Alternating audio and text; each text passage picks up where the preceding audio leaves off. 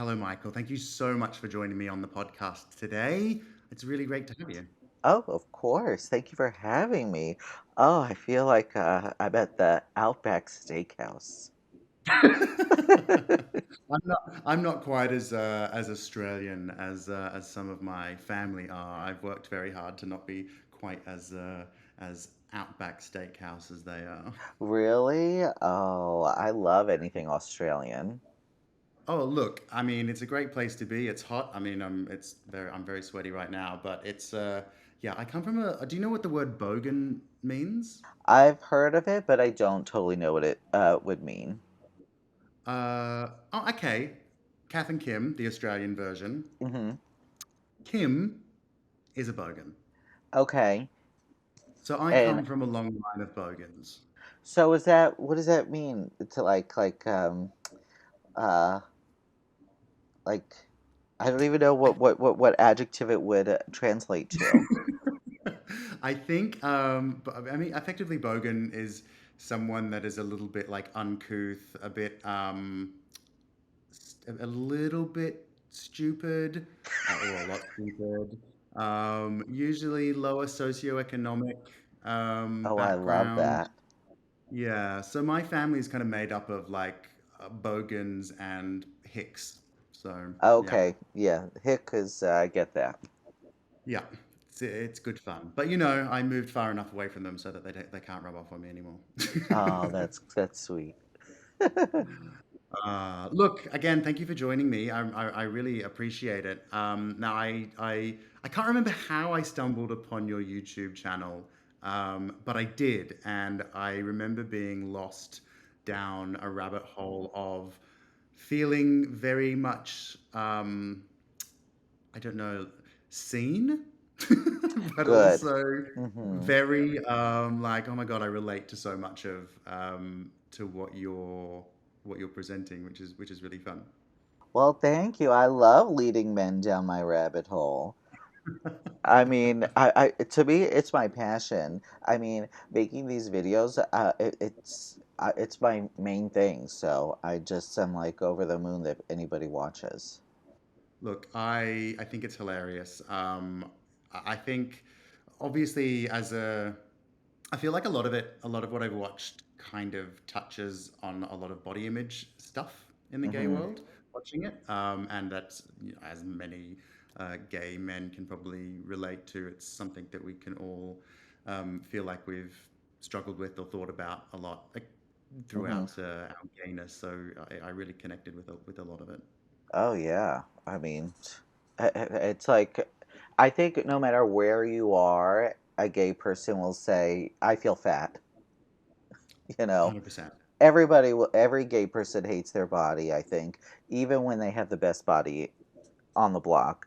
And I've Yeah. asked some, I've made some videos about body image, and I've asked like an actor, can you be in a tank top or whatever, shirtless for this? And they're like, no, no, no, not this week. I'm feeling fat. And I'm like, really? If you're feeling fat, I probably should feel like dead because it's like insane. People, everybody hates themselves. Yeah, no, I get, yeah, for sure. Hmm. So I obviously want to talk quite a lot about you making your own content, but where I'd Hmm. like to kind of start is now obviously you're an actor, writer, producer. Are you directing some of the episodes as well, or does that Yeah, I direct them with my friend Paul, who shoots them, and we edit them together. perfect? So obviously I'm making an assumption here that you started out, with a dream to be an actor. Hmm. How did that come about? What took you down this path of acting? Well, it all started when I was in junior high. And I remember, like, just like a lot of other gay kids, you get bullied for being gay, for sounding different, for behaving different, blah, blah, blah, blah, blah. So I went through a phase of where I just didn't even talk because everybody just made fun of my voice. So I was like, I guess I'm just not going to talk. And then I auditioned for The Sound of Music in high school.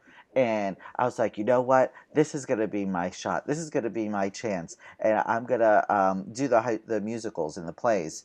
Well, I didn't get cast. So I was like, well, fuck. Um, But I was like, you know what, whatever. So I kept auditioning, and then eventually that became my thing, doing the high school musicals and plays, because it gave me an outlet to talk and engage with people and feel like I was good at something eventually. And by the time my senior year came around, I was like the lead in the plays and stuff, and it really kind of made me feel like um, I was good at comedy. So that's where I really kind of felt like comedy is my thing. So Okay. then from there, I went to college and studied acting there. And of course, I'm sure, like a lot of other actors in acting school, had a lot of setbacks and, going forwards and two steps forward, one step back. It's Yeah. acting school's a pain in the butt. And, but yeah, I went that route. And then after college, I just moved to Los Angeles. Okay, cool. What what was your when you first kind of started on the journey? What was at that point in your life your idea of making it? What was it you wanted to do or achieve? Oh, I wanted to be on the WB. I don't know if you had that channel there, but No, the I. What, Oh, the is that what? WB was like the station where they had Dawson's Creek, Charmed, Popular, Buffy the Vampire Slayer, um, all these shows that were just targeted towards like high schoolers. Yeah. Um, so I was like, the second I move to Los Angeles, I'm going to be a series regular on a WB show. Um, well, that network ended up getting canceled, so that dream was dashed. And also, that was just my view of like success as an actress. Like, you're going to be a series regular on a TV show, and then you're going to be on billboards everywhere. And if you don't get that, then you're not successful or you haven't made it. So, Yeah. um, and honestly, every month, year, day that goes by as an actor, I've had to redefine what I am uh, imagining as success. Yeah. What do you? How has that changed now? What's this month that's gone by? This Your month, definition of success? this month, you know what? I do kind of take things week by week or month by month, and it to me, it's getting all my videos up, getting all my videos written, filmed, put up. I have some short films that I'm in the process of writing, and that I want to, get the wheels in motion and making those. So really, my idea of success now has a lot more creativity and motion behind it, as opposed to hoping I get chosen for something. Yeah. I think that's really it's a really good way to kind of move your career, especially in an industry where we do very much rely on someone choosing us. Mm-hmm. And especially like if we go back to high school, I was never chosen for any Right. of the sporting teams or anything like that. So it kind of brings back a lot of frustration and frustrating memories, kind of waiting to be chosen. Is Yeah. there a reason? Well, I'm probably answering much of the question here, but at what point in your career did you think, okay, well, I think I should make my own content? Oh, when I never got booked anything. What? Right.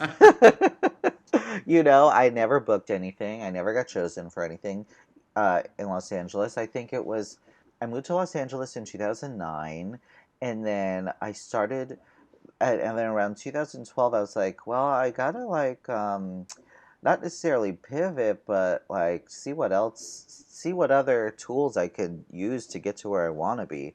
So I Yeah. started going to improv school, and then did a lot of improv and sketch comedy at all the schools out here, and performed that for a while, for a couple years, really. And then met a ton of actors that way. That's where I met all my actors, really. So Yeah. I just learned so much from about comedy. I don't know if you've ever heard of the Second City, but Yes. yeah, that's where I went out here, and that place taught me so much. That's where I learned how to write sketches. Um, so that's where I learned and found so many actors, and then people were making YouTube videos, and I had some friends that were making YouTube videos, but they weren't putting me in them. So I was like, oh God, I guess I'll just do this on my own. So Yeah. I did that, and that was like 5 years ago, and I'm still doing it. Yeah, amazing. Yeah. Um, so let's, I guess, go back to the years before you decided to start making your own content. So, what, 2009 to 2012 is a decent chunk of time to Mm-hmm. be banging on doors, trying Right. to get onto uh, that network that no longer exists. Right. But um, talk to me, I guess, about the with that journey of not being chosen and not kind of booking anything. A lot of people would have given up Mm-hmm. and just gone, okay, well, this clearly is not the right path for me. Mm-hmm. How what were the kind of emotions that you went through and mental health struggles that you may have experienced during that time, and how did you deal with those? Well, I feel like during those years, I was still just kind of trying to figure out how to be an adult in a lot of ways because I'm still trying to figure that out, honestly. exactly. I've mastered it now. Okay. Lies. No. During those years, I was right after college, and I stayed at home when I went to college. So I never lived outside of my parents' house until I moved to Los Angeles. And I paid for school, so I was working a lot, and I really didn't get a chance to like go crazy. So honestly, when I moved to Los Angeles, it was a real balance of partying, going crazy, enjoying living on my own, and also trying to figure out how to get anywhere in this industry. Hmm. So during those years, I had a lot of ups and downs, but I always knew that I loved being out here, and I just knew that I would never stop trying to be an actor because I really do enjoy it. And I don't know why. I don't know because it's literally rejection every day. Well, not anymore. Not when you're developing your own content, or do you reject yourself sometimes in Oh, what you... but please, I'm still getting rejected every day. I mean, I still go on auditions. I do my own stuff, but I also try to get in on other stuff too. And even then, it's rejection, rejection. But I mean, Yeah, Halle Berry gets rejected. Nicole Kidman gets rejected. You know, A-list of course. top people at the top of their game get rejected. So you just have to normalize rejection. Well, yeah, Uh for huh. sure. Do you think I'm always kind of interested around the sexuality conversation when it comes to acting, Hmm. and I've personally spoken about this a couple of times with other LGBT guests on the podcasts, but growing up, myself personally, I had this, I guess, preconceived idea that you couldn't be openly gay if you wanted to make it as an actor. Hmm. And I'm just wondering, what was your experience with your own sexuality and trying to make it as an actor? Well, I feel like I've always been someone that was clearly gay, so I never really Okay. had an opportunity to pretend that I wasn't. And even when it came to acting, I can't act straight. I'm never going to play a woman's husband. That's not that's where not something I want to do or have ever been asked to do. And Hmm. I remember one of my first agents out here was like, "Can you not act gay?" And I was like, yeah, yeah. Meanwhile, I know I can't, and I just, I had a lot of insecurity around that. It made me feel like I wasn't a good actor because I couldn't pretend to be someone that I wasn't in that Yeah. department of life. So, honestly, when you're a gay, obviously gay person, you get put into another category, which is kind of like nerds or strange person in the office or like these kind of other charactery types because they were in 2010 they were in casting gay people in a Clorox commercial. Yeah. It was odd person in the office, so that's so then I that became like a synonym for me, and that kind of in retrospect does mess with you a little bit. Okay. How did you, I guess, deal with that or get past that, You or get don't to a I level? You don't really. I mean, because it's just recently maybe changing a little bit. I mean, Hmm. even I took commercial acting classes, and the teacher in that class is like, "Well, you're never going to be a spokesperson." And Wow. things, and even another commercial class, somebody had me up, but they called me up to the front, and then someone else that was like a hunk up and to the front, and the commercial director was like, there's two types of people in auditions: people that are in commercials, people that are doing the thing right, and people that are doing the thing wrong. And then he pointed to each of us, and they said, which one is he doing? And everybody said wrong about me. So Wow. just this sort of like labeling of uh, people, it really does mess with you. Yeah, I And can imagine. it's definitely hard. Even to this day, when I'm making my videos, I'm like, I have to make sure that I am not making myself seem like a strange person or a loser or defeated, because that's in casting back in the day. That's where they a lot of times put the person that was a gay type character actor. Hmm. Yeah. Wow. I just watched that episode. I did binge all of your journey to being, is it journey to being Yes, likable? likable. Yeah. Hmm. I did binge all of that this morning, Ooh. before this, so I saw that episode Oh, of thanks. Special I love Actor. it. Uh, I didn't for a second imagine that it was based on real, true events, but now that you yes. bring it, now that you mention it, of course it is.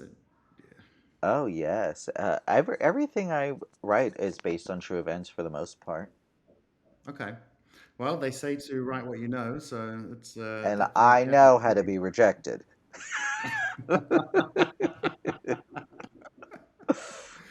Oh, amazing. Hmm. Um, okay, so obviously it's quite a lot of, I guess, rejection and I imagine frustration over the years with those type of auditions and those kind of workshops. And as you say, you love acting, so that's why you keep doing it. Hmm. Um, how talk to me about, I guess, the process then of pivoting from being the going to auditions to then changing to becoming, I guess, a creator. Uh, I guess I just really I went through a phase a couple years ago where I didn't have any representation. I wasn't auditioning at all. I was just doing comedy, sketch, and improv, and taking classes. And like I said earlier, people were making YouTube videos, and I was like, I need to pivot. I need to do this too. I need to find a way. Oh, I feel like I'm gonna sneeze. Oh no, I'm not. um, Bless you anyway. Thank you. Um, but I felt like I need to do something to market myself. In the beginning, I was just making videos to show, to prove to casting directors and agents that I can act, I can do that. Uh, uh, um, so in the beginning, I was really doing it to prove something. I still am in another way, but then I was proving that I was worthy. I was worth your time, your uh, uh, to be on your roster. But over time, it became more art and narrative oriented, and I feel more Mhm. passionate about it as years went on. But in the beginning, there was a goal to be famous from it. Yeah. And do you feel, I guess, that you have, I guess, achieved a certain type of, or a level of, I don't know if fame is the right word, but Notoriety. notoriety from the from this effort? Yes, I feel like I have because um, I just feel like more opportunities have been coming my way. I'm Awesome. I'm more of a yes person. even though naturally I'm a very no person. No, I don't want to do that. No, I don't want to get out of bed. No, I don't want to eat that green food. Yeah. I want to, but I say yes, and I got into doing stand up and stuff like that, which has helped. And the more I say yes, the more doors open, and I feel like the more I say yes to things, I'm saying yes to doing covering different topics in my videos, more Okay. serious topics. And a lot of those videos, I get a lot of people messaging me from all over the globe saying that I'm saying what they're thinking. And I feel like if I'm reaching people all over the globe, I mean Australia, all over the place, that I feel like that's pretty awesome that I'm able to make somebody smile or feel a certain emotion anywhere in the globe. It's an amazing feeling. Well, I mean, once I was in Italy 3 years ago, and I was at I was eating. Okay, there was this gay bar that also sold food. So I was eating food alone at I like feel like the two don't go midnight. together really, but I know, yeah. But it was like 12 or 1 a.m. and I was eating a pizza and drinking an Aperol Spritz by myself. And some guy came up to me with a photo of me on his phone and was like, "Is this you?" And at that moment, I was like, "Okay, I think that I'm on to something." Like that made me feel over the moon. amazing. Hmm. That's so good. To go obviously from not getting picked to being recognized. And obviously, I think if you get into the career of acting because you want people to recognize you, then you're probably in it for the wrong reasons. But Hmm. at the same time, that that will obviously bring its own level of Hmm. joy and I guess reassurance that you're on the right track. Right. Um, with your, excuse me for asking a crass question. It's not really crass, but do Yes, I'll you? do it. Thank you very much. Just DM me in an Um, hour.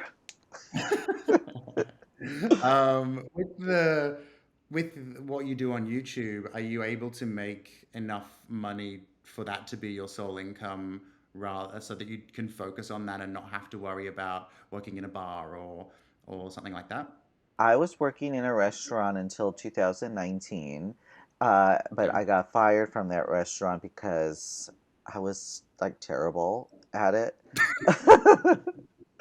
um, Yeah. and then since then, I've really been trying to make it work. And Hmm. since 2019, it's been about 3 years now. This has been my full time thing. You know, I'm just making my videos because you can monetize them on YouTube. And well, since I got fired from my restaurant job, since this was my full time thing, I was like, I have no excuse. I have to just write, and make the videos. So I make even more videos than I did before. So that Right. increases what you make on YouTube. And then I hustle also with getting sponsorships. Um, so a lot of the times it's me messaging companies saying, pitching myself to them.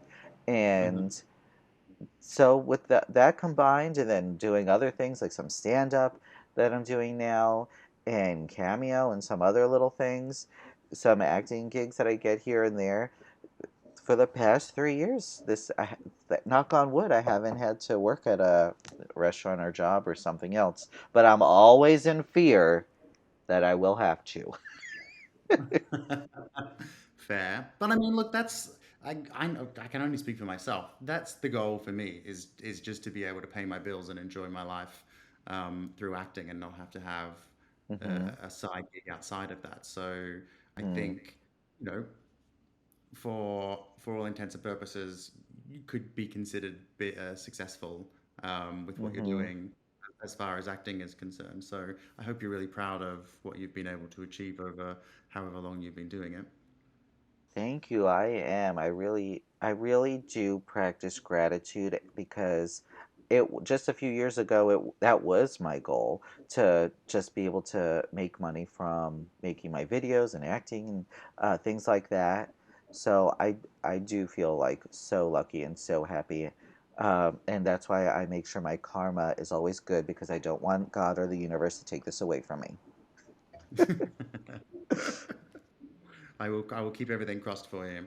Thank you. Um, you did kind of mention something at the beginning of that, at the beginning of the conversation around why you started doing the videos, which I Hmm. think was really interesting, which was to kind of prove to casting that you Hmm. were worthy, that you were, I guess, valuable as far as an actor was concerned. Right. Do you feel that that ever kind of happened or eventuated that particular goal, or did you move away from that vision relatively quickly? I never, for a brief moment, I thought I moved away from that vision. I thought, um, it still has it. I haven't made any headway in the mainstream way of things. So I thought, forget it, whatever. Maybe God and the universe just wants me to be a successful YouTuber, and I'll just keep focusing on growing that, which is what I've been Mhm. doing. Because I honestly was not getting since when I started in like 2015 or 16, Yeah. I didn't get anybody banging on my door. Hey, I want to represent you. Hey, this is casting. We want you for this. Honestly, I haven't had that up until recently, like the past um, year or so.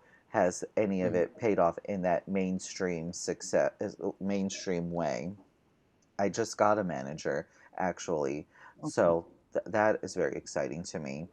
Um, I was I mhm. was, I was, because I find there's obviously the stuff that you produce is quite kind of situational and comedic based on obviously a lot of things that that gay men definitely experience. Sorry, I was looking at my phone. I wasn't trying to be rude. I was trying to No, remember the name of somebody, and it kind of reminds me a little bit of Ryan O'Connell and Special yeah. with what he's done.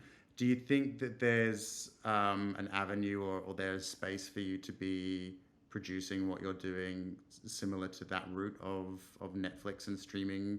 Hmm. Yeah, I mean Or that's is my that a goal for goal. you? Yeah. That's a totally a goal for me. And I have worked with production companies and pitched ideas and written pilots and but let me tell you, it is a process. It is a beast. It Yeah. is to the point where I would give up on it because you would Okay. uh, be in pre-development and pitching for like a year and a half, and then they'd be like, Wow. "Try something different." It makes you. I have no more hair left on my head, and I even that I want to rip out. It's like it was like I just really I go would go back and forth and just be like, maybe I should just enjoy the fact that I have sole control over what I'm doing Yeah. and lean into that. So it's been a lot of that for the past like couple years, but right now I'm working on some things that other people have produced and put hired me on, and that's exciting for me. So I'm leaning into that. I'm saying yes to things, if even when they frustrate me. Like the development stage is just so chaotic. Yeah. And it's Yeah. interesting when that's been like your dream and your goal to sell a show, and then you're in the mix of that, and you're like, this is a nightmare. Yeah. But Do you think yeah, has go on. been, sorry, in the the space that we've been in over the last however long, is there hasn't probably hasn't been a lot of room for, I'm going to make an assumption that, that what you're pitching is LGBT related, but there hasn't Yes, probably been a lot of space for LGBTQI plus type content, but now that's starting to open up a little bit more. I hope so. I mean, no matter how different you think things are, or things are changing or getting better, I still find that when I had been working on selling a show or pitching it, they still want you to inundate it with straight people. So Right.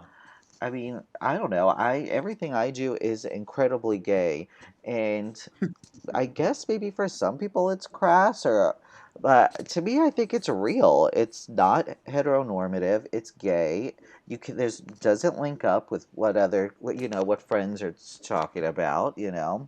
So I think that a lot of network executives and people in charge are still the people that were in charge when those shows were on.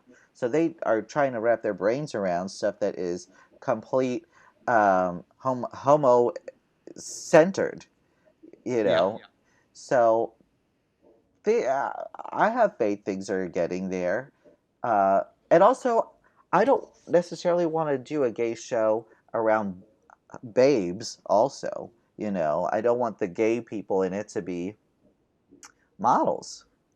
Right. And I feel like a lot of the times when something is gay, you have to hammer in the sex appeal, which I don't have a problem with, but I don't want that to be the focal point. No.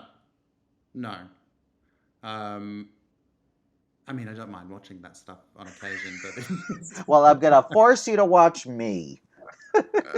you don't have to force me because I already enjoy it. So, Good. But um, but yeah, excuse me. even the gay network executives, it's like kind of hard to get them to wrap their brain around what I'm doing sometimes because it's usually a gay assistant that has brought me in to pitch my thing or to meet with an agent or whatever, and then even if that person in charge is gay, sometimes they have a hard time wrapping their brain around what I'm doing. Yeah, I guess. I mean, ultimately, as you've just said, as progressive as we feel we are becoming, and as much as we feel that things might be changing, ultimately, it's all still a business, and Hmm. it's not going to sell to the wider to the broad community of Yeah, content consumers, then that's ultimately what it's all going to come down to, which is, I guess, why YouTube I works so well see. for you.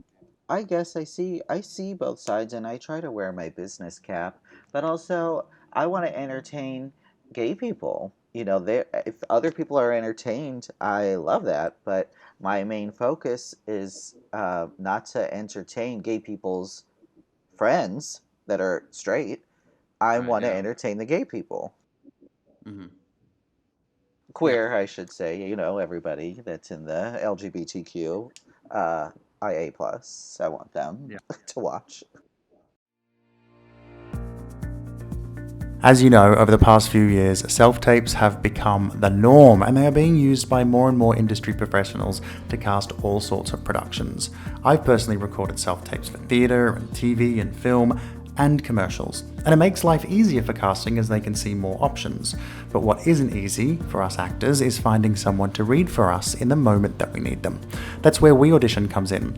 We Audition is an online video chat community where you can call someone that has marked themselves available and they will read for you for your audition. You can use We Audition to rehearse, film, or just ask questions that may help your audition.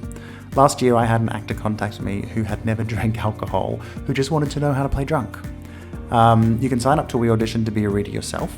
I log into We Audition most days and I just leave it on, and people call and I accept, and I help them with their auditions. So you can earn a little extra cash doing that, and you can just meet some great people. I even helped one of the main cast of Morning Wars tape an audition towards the end of last year. Look, it's a great platform, and if you're going to sign up to be a reader, it basically pays for itself. So if you want to sign up to be a reader on We Audition, you can get 25% off using the Actors Making It discount code MAKINGIT. So just go to www.weaudition.com and use the code MAKINGIT when you sign up.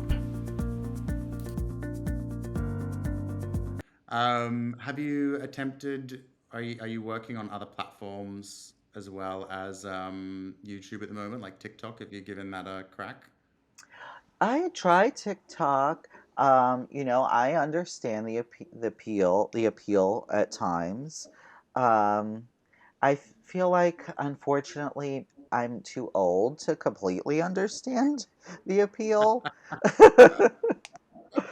um, I don't know. I mean, that's the only thing that I could think of as to why I'm not 100% loving it.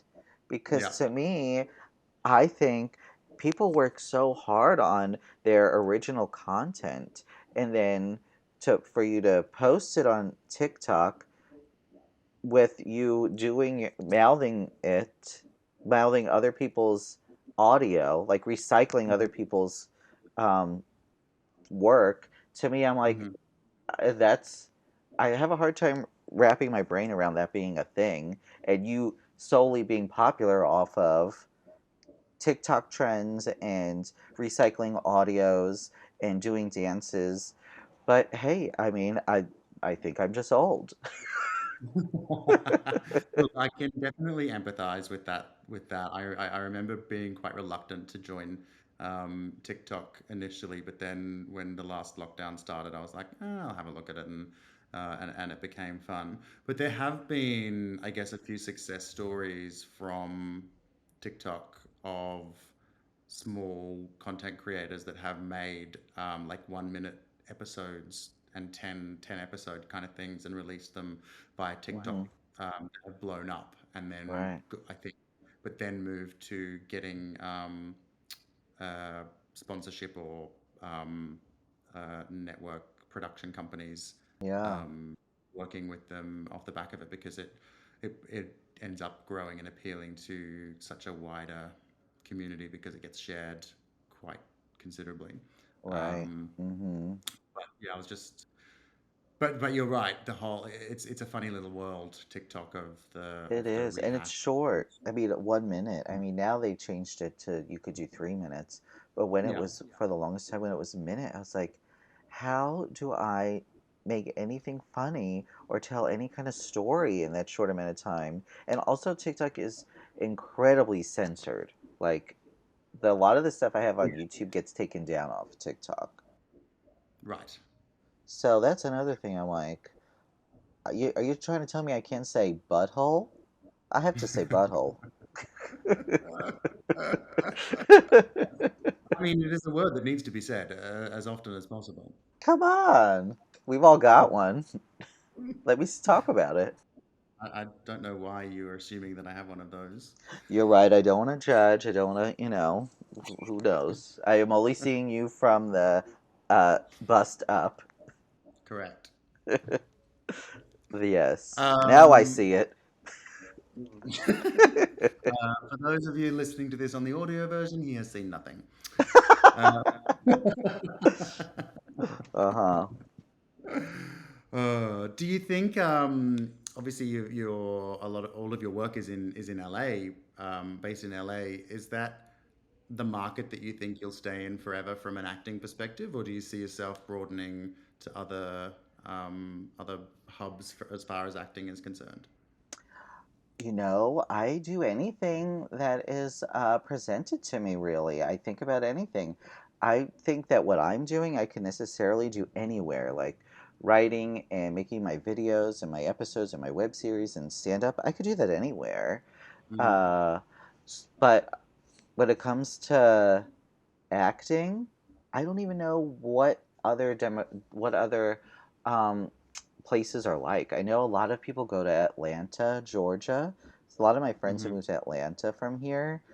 To me, that's not necessarily something I'm interested in doing unless I'm offered something. I'll go anywhere for money.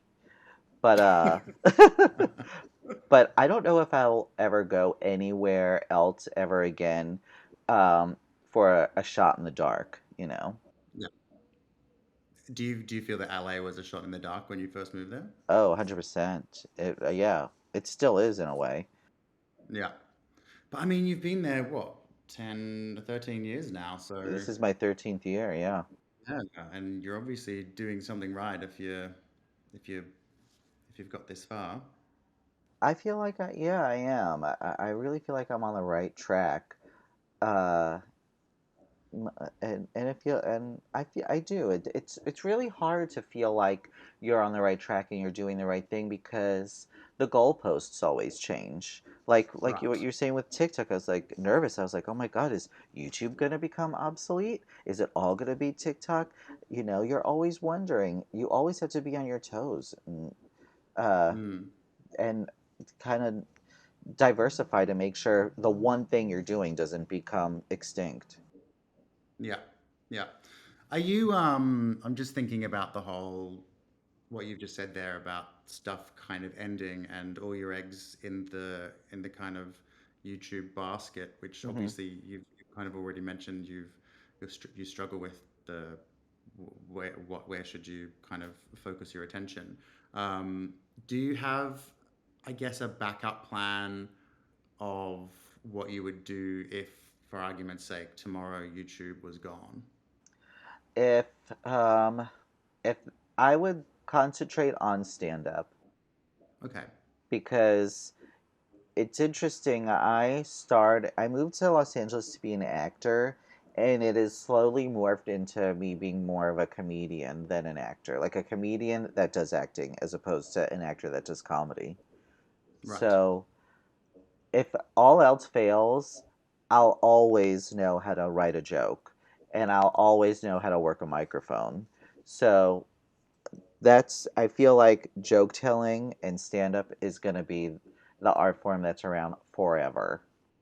Yeah. Oh, for sure. And is your stand-up along the same vein as your YouTube content? Is it all kind of like LGBT Oh observational type yes, everything is about me getting sexually rejected. stuff? Oh And yeah, the whole thing is about gay men, straight people, my opinions on everything, but it's all gay. yeah, okay. Do you, because what we were talking about before with the whole like networks and production companies when you're pitching, needing Mm-hmm. to modify it and pepper it with straight people to make it palatable for the Mm-hmm. wider audience. Does your type of stand-up routine, do you have to be considerate of the type of venues that you go to play in, or does it not really matter and you can do it wherever? No, I don't think so. The venues only care if you could sell tickets. So, Right. I mean, if I could, if they'll let me do Madison Square Garden if I could, sell out doing Boylesque. They don't care. Uh, but what it doesn't matter. So that not so much. And actually, stand up is something that people can wrap their brains around more than YouTube sketches. So I Right. did the right when I first started doing stand up is actually when some more wheels started turning for me in the industry. I was like, really? I have 50 million views on YouTube. Doesn't that count for anything? Yeah, but can you do stand up? Okay, because Right. people know what they can wrap their brain around. Yeah. Hmm. Yeah. I guess if people have to think too hard, they're lost, right? And it's usually I find that my stuff it's someone showing another person like, oh my god, you gotta see this person, and it's hit or miss. Some people get it or they don't. And I feel like everybody somehow can get stand up because you're in the room, you hear other people laughing, so you laugh too. Right. So you're kind of prompted with how you're supposed to be feeling. And I think if whether you think something is funny or not, if you keep fake laughing for 25 minutes, you leave thinking, oh, I think that was funny. Do you get nervous? Do you still, well, did you ever, and do you still get nervous when it comes to stand up? Oh, God, yes. I am usually shitting bricks before I do a stand up set because I still kind of feel a little bit like I'm new to it. I've really only been doing it since the pandemic. I started it Okay. doing right before the pandemic. So a lot of stand up I did was over Zoom, but Right. since when we've had these pockets of uh, no of thinking that COVID was going away, then I'll perform live, and then I'll actually feel confident about my material, but shitting bricks over the fact like, oh my god, are these people gonna laugh? Am I gonna remember how to hold the microphone? Am I gonna know how to have stage presence and pause for laughs? Because when you're doing it on Zoom, you're doing it for people who are muted. So it's How is that? I mean, I would feel like when I've personally acted in theater productions, which are that are funny, if I don't hear laughter, it throws me off, and I feel like, Hmm. fuck, what have I done? Am I not funny? Right. How does that translate kind of doing stand up via Zoom with everybody muted? You have to trust that your joke was funny. Like, that's honestly, it's got me into a place a little bit where it's like, whatever, your reaction doesn't matter. I know what I wrote was funny. Right. And look, I mean, ultimately, that is the type of confidence that we should all have going into anything that we do in life, right? Totally. I mean, really, I've known comedians and actors that really were not more talented than other people, but they never let any negative criticism mess with their head. They didn't Right. care what other people thought. So they just kept Mhm. plowing ahead, putting themselves in this showcase that they really weren't prepared for or established enough to do. Or, it doesn't really, if I could go back in time and tell myself something, it would be, do not listen to anybody but what you want to be doing. Like, it Yeah. really does not matter what anybody else thinks of you, because it's, at the end of the day, if you're enjoying yourself, that's the only thing that matters on the planet. Yeah. No, and I think that's a really good lesson for so many people um, to kind of learn and start to harness because especially within the acting world, we live in a world of either being rejected or just not hearing back anything at all. And so Hmm. often, when from a creative's perspective, we can slip into that mindset of it must be me. I'm clearly not a good Hmm. actor, or I'm not doing something Right. wrong, or I look shit, or something something else. So I think that's a um, really poignant point that you've made. And I'm reading a book at the moment called The Artist's Way by Hmm. Julie I've Cameron, I heard of think. it.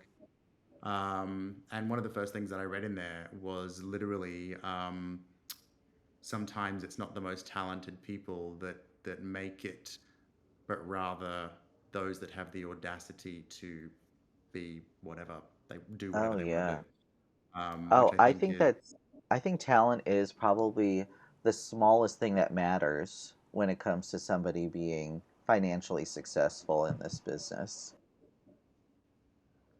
yep, yep, yep. I'm Because starting I've to known a realize. lot, yeah, I've known a lot of really talented people that don't want to bust their ass doing things that they don't necessarily want to be doing to get to the next level. And I've known a Yeah, lot of people, like I said, that really their major talent was the fact that they were a hustler. Uh, that they did, go to the gym 5 days a week to even get the attention uh, of somebody, even though they knew that that wasn't what they were made of. They just knew what they had to do to play the game to get to where they needed to be, and it's a game. It's a game. If you it is a think game. of yourself too preciously as an artist, if you want to be in the business side of it, you're going to be the one that suffers. Right. Nobody else. Very, very true. It sounds like you've mastered that art Well, of. Grandpa Michael Henry here, just giving advice. Grandpa, God, you talk like you're 100 years old. I won't ask you your age, so. And Um, since you can't see me, you won't even know. I'm no, you're 21. right. I can't see you. 21. I mean, that's what I was going to guess. Thank So. you. Hmm. um, sorry, say that again. I was gonna say, have you ever tried stand up or doing comedy or producing your own Um, stuff? I have never tried stand up. It is something that I have considered recently. I like to think that I'm a relatively funny person, but I've got that really dry British sarcastic humor, Hmm. um, predominantly. It is something that I've thought about as far as writing my own content is concerned. I wrote something a little while ago, a couple of years ago, and had a crack at filming it, and it all turned to shit. Um, Why? well, first of all, this was back when I still believed that I needed to play straight to get anywhere in Well, acting. right. And so what I wrote was like a kind of lovey story between a man and a woman, which obviously I know nothing about. Um, I think that Uh-huh. I think the story was sound, but the production of it wasn't great. We tried to shoot it on mobile phones so that we could submit it to mobile film festivals. Oh. Um, the person that I had filming, as lovely as she was, kind of took over everything, Mm. and wasn't really listening to what I was kind of saying and rushed us. And then I was just getting frustrated because she was kind of taking over. So in the end, when I finally got Uh, the footage, they were like lav mics in shot and it was overexposed. And she was like, "Ah, you can mm. fix it all in post." And I'm like, "Well, I'm the editor and I'm not that fucking good with Premiere Pro, so I can't." Yeah. Hmm. So yeah, It's but tough. yeah, it is. It definitely was. I learned a lot from that experience, though. But I'm in the process of writing something now, which is more LGBT related, um, which is kind of a dark comedy type thing. So we'll see. I'm kind of halfway through writing the script. That's awesome. Do you live in a part of Australia that is has a lot of actors, like, or industry Yeah, I'm stuff? in Sydney. I'm in Sydney. Okay. I really don't know So anything about Australia other than, like I said, the Outback Steakhouse or the Real Housewives of Melbourne. well, we don't. I don't think we even have Outback Steakhouse here. Um, Uh, they're just steakhouses. Right. Um, the, yeah, there's not that much to know from an acting perspective. There are a lot of obviously really talented actors that come out of Australia, and so many obviously leave and go to LA or to Canada. It's a bit of an interesting. I think it's an interesting market acting wise. Hmm. It's started to pick up over the last couple of years, but we haven't. I'm speaking from my own experience, but for me, there hasn't been a lot of opportunity to kind of get involved in anything that's not student film or independent or stuff Mm. that friends are doing, because Australia stopped produce or hadn't been producing loads and loads of content over the last however many years because our network television companies all pretty much just moved to reality TV. Wow. Um, but that has started to change a lot now with a lot of the streaming platforms. So we have Stan and Netflix, etc. So there's a lot more content being developed. We also have a lot of international productions come over. Mm. But as far as my previous agent was concerned, his argument was always, well, the international productions bring all of their own actors, and then the spots that are available for Australian actors are small, and it always goes to the same actors. So Mm. it's a bit of a tough industry to crack. Did you ever Um, think about moving to LA? I'm actually moving to London at the end of the year. Oh, nice. Yeah. I have thought about moving to LA, and I'd love to move to LA, but I have a British passport, so it's a lot easier to get to the UK than to LA at this Right. point. Hmm. And then when Um, you're in London, then maybe you could find an American, get married to him, and then you could move to LA, no problem. Maybe, or I'll just manage to, I don't know, do well in London, and then I'll be able to get the right visa really easily because I'm Good, somebody. good, good point. I'm in Yes. LA well. I don't need no man. Yeah, no, you don't. No, you don't. All right, Michael. Look, thank you so much for spending some time with me today. I really appreciate it. If you could give one piece of advice to someone that I guess isn't getting chosen but loves Hmm. acting, what would it be? I would say don't be afraid to pivot, you know, there's so many avenues to go down to get to become an actor. So don't be scared of pivoting and trying a new tool in your toolbox to get to where you want to be eventually. And make sure to enjoy the process. It's not all about booking. It's about enjoying the process of putting something together, writing a script, um, going to an audition, and also embrace failure.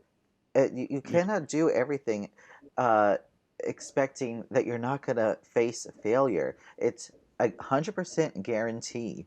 you are going to face failure. So don't feel bad about failing. Like I said, everybody fails. Halle Berry fails. Nicole Kidman fails. You're never gonna not experience it. So all you have to do is enjoy the process and keep going and keep doing it and don't stop. I think that is fabulous advice for everybody. Thank you. Thank you, Michael. Good luck with your COVID test. Cross those fingers, please. All right. Thank you so much, and I look forward to speaking to you again soon. Thank you. Same here.